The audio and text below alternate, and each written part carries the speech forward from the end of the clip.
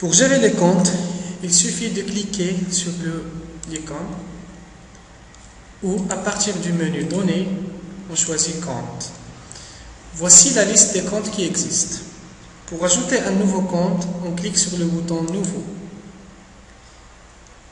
Là, une fenêtre Fiche compte s'affiche afin de remplir les informations du compte. On va prendre un compte imaginaire, par exemple, le nom du compte,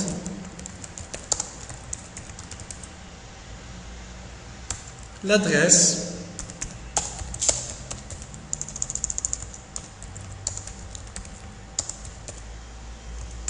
le téléphone,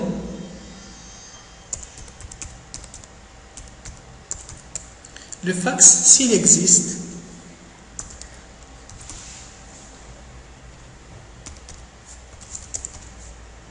le GSM du propriétaire du compte,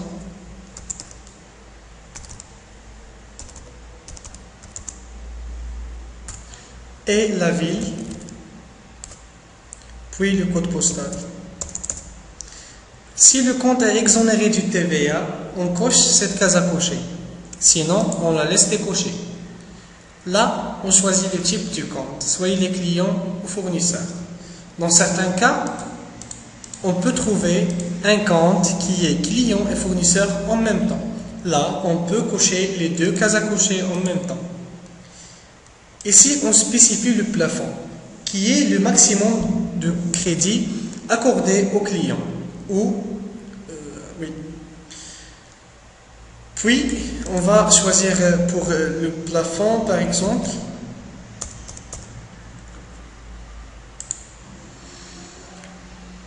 donc on va spécifier le solde initial débit si le compte est de type client.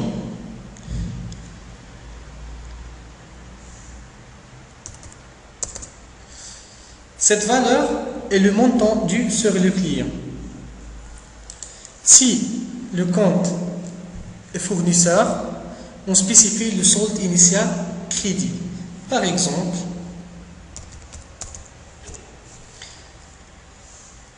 cette valeur est le montant dû sur la société envers ce fournisseur.